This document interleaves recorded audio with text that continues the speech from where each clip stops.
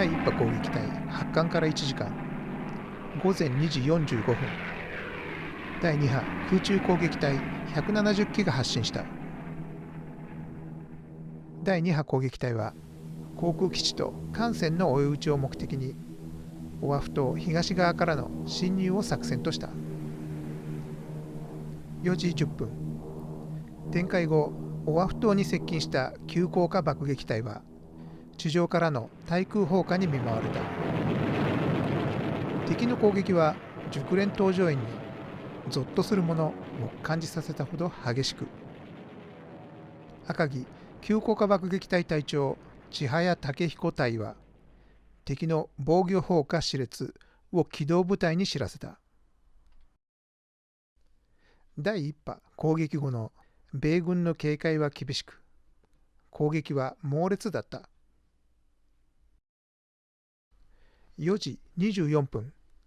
全軍突撃が命令され、制空隊は航空基地、攻撃隊は真珠湾に攻撃を開始。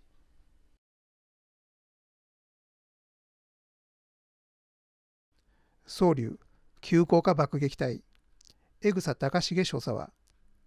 敵の広角砲が飛び交う上空を編隊を組んだまま大きく旋回、第1波の戦果を確認し、黒煙で覆われた戦艦白地から攻撃目標を見極めた。江草隊長は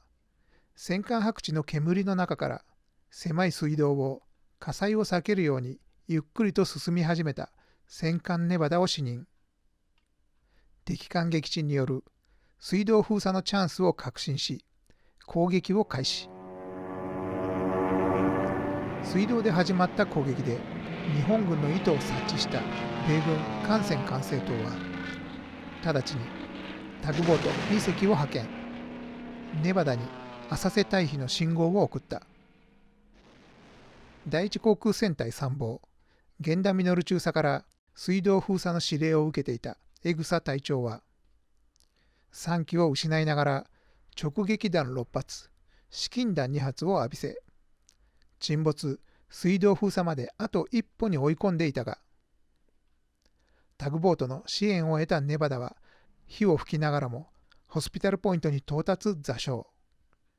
水道封鎖はかなわなかった。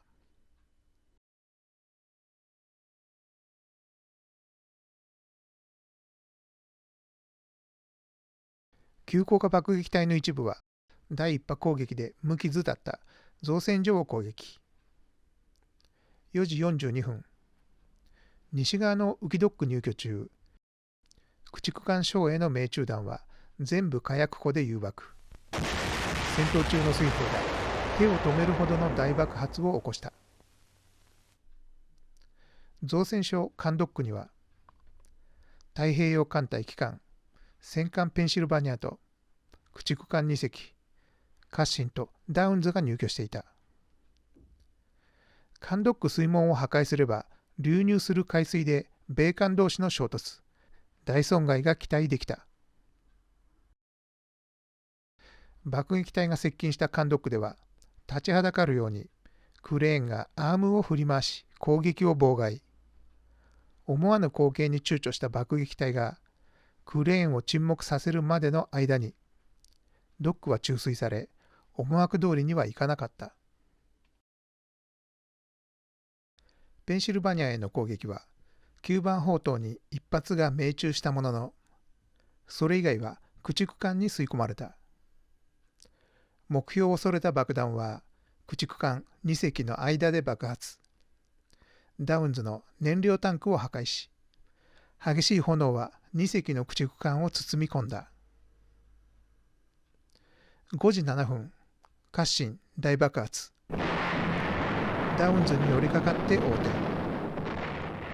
ダウンズは魚雷が誘爆。魚雷発射管がペンシルバニアまで吹き飛んだ。ペンシルバニアは着弾位置とダウンズ発射管の落下で船体に穴が開き、十数名の選手と数十名の負傷者を出したが、航行は可能で損害も軽微だった。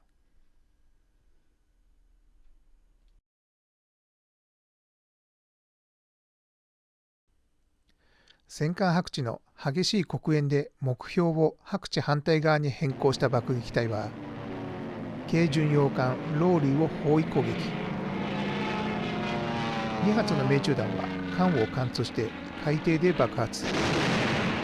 左舷に大きく傾斜した。ローリーは対空射撃とダメージコントロールを並行し、魚雷発射管をはじめ、運び出せるすべてを海中に投棄。搭載の水蒸気を発進させ、軽量化で艦を保った。ローリーの対空砲火で被弾した双竜艦爆隊、丸山3飛装、桑原2飛装登場の救急式艦爆1機は、帰還を断念。5時5分、水蒸気母艦カーティスに突っ込み、クレーンとアンテナを破壊、火災と死傷者を出した。3分後、救急式艦爆がカーティスに投下した爆弾は、甲板を突き破り爆発。水蒸気格納庫を破壊し、甲板を炎で包んだ。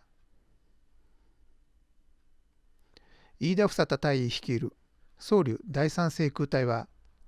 カネオヘ海軍航空基地を銃撃後、ベロース陸軍航空基地を攻撃。中期中、離陸中の P40 戦闘機を機銃で撃破後、再び目標をカネオヘ航空基地へ移した。飯田隊長は基地攻撃中、燃料タンクを被弾。手信号で両機に燃料切れを伝えると、5時、手を振って格納庫に突入自爆。遺体は翌日、米海兵隊により埋葬された。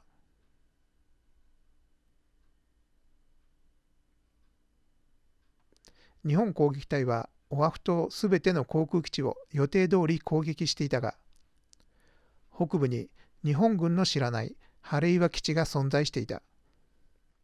晴岩から出撃した2機の P40 により、艦爆4機が撃墜され、補給後の再出撃でゼロ戦数機も撃墜された。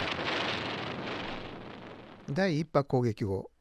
米軍が整えた対空砲火で、急降下後、低空低速になる救急式艦爆の損害が増え、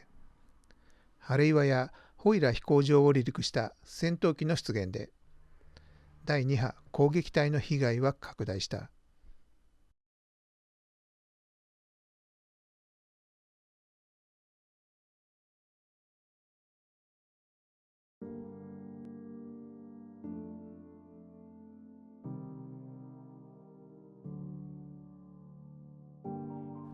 オアフ島沖に接近した伊号潜水艦5隻から約30分間隔で特殊潜航艇高標的5隻が真珠湾に向け出撃。1隻は航空攻撃開始1時間前、真珠湾に航行中、駆逐艦ウォードに発見され撃沈。1隻は湾内潜入に成功するも発見され交戦。発射した魚雷が目標を外れた直後、体当たりと爆雷を受け撃沈。1隻は湾外で敵艦を待ち伏せ、真珠湾から脱出してきた軽巡洋艦セントルイスに魚雷2発を発射。攻撃は外れ、セントルイスと周囲の米艦から攻撃を受け撃沈。1隻は消息が不明だったが、後年フォード島とホノルルの中間ケーヒラグーンで魚雷未発射のまま沈没していたのが発見された。1隻は出撃前、ジャイロコンパスの故障が判明。艇長坂巻和夫少尉は出撃を熱望し、潜水艦長が認めた。しかしコンパスのない坂巻艇は座礁と離礁を繰り返し、その衝撃で魚雷発射装置が故障。敵の攻撃と追跡をかわすもまた座礁。潜航艇を諦め、同城の稲垣清二等兵曹と共に脱出。坂巻少尉は漂流中、稲垣兵曹とはぐれ、意識を失い、海岸に漂着したところを米軍に捕まり、日本人最初の捕虜となった。稲垣二等兵曹は後、米軍に遺体で発見された。真珠湾攻撃に出撃した5隻の特殊潜航艇はすべて未帰還となり、坂巻少尉以外の乗員9名は戦死、旧軍神と呼ばれた。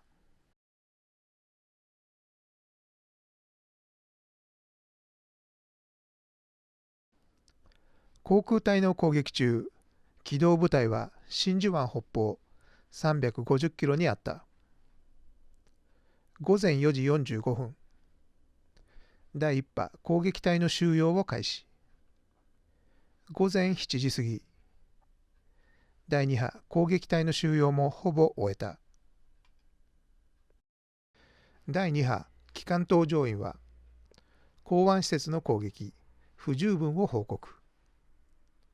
第一航空艦隊次席指揮官、三河軍一中将は、南雲長官に再攻撃の意見具申を行った。第二航空戦隊司令、山口多門少将は、再攻撃準備命令後の南雲長官の態度から、再攻撃はないと見ていた。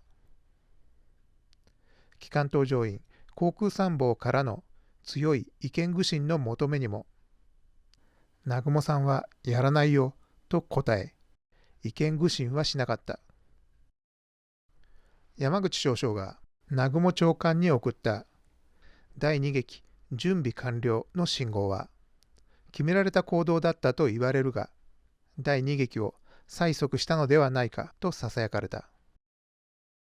南雲長官は再攻撃の要望を退け、離脱を決定。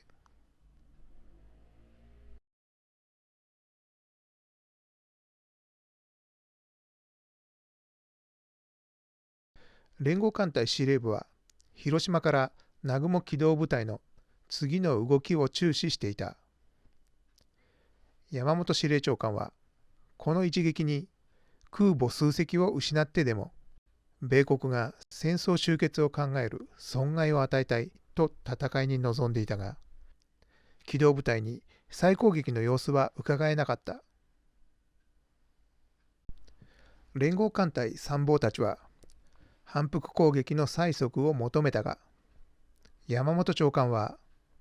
南雲はやらんだろうと漏らし、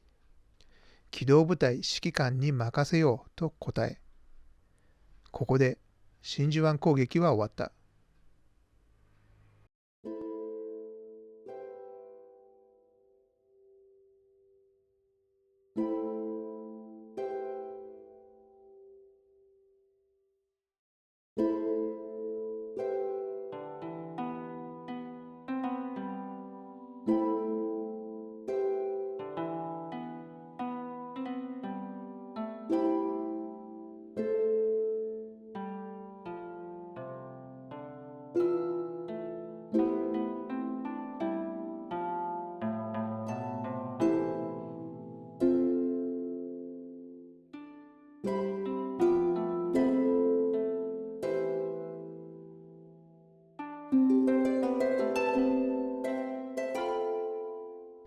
南雲機動部隊は午前9時まで機関機の収容を続けたが、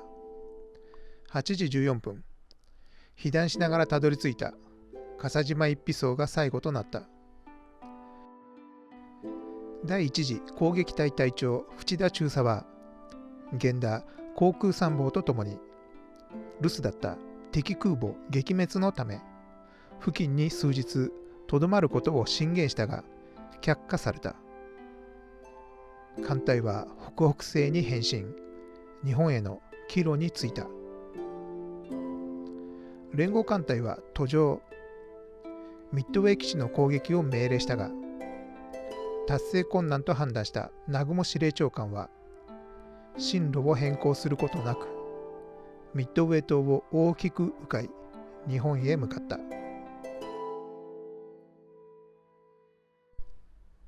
現地時間7日8時少し前、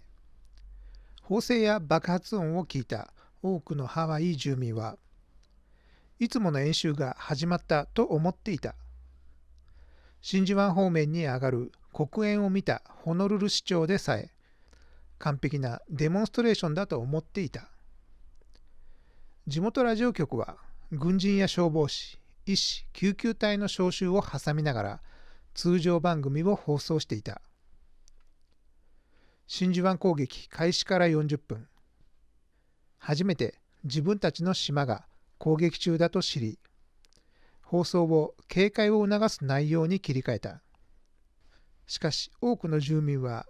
繰り返される放送を聞いてなお、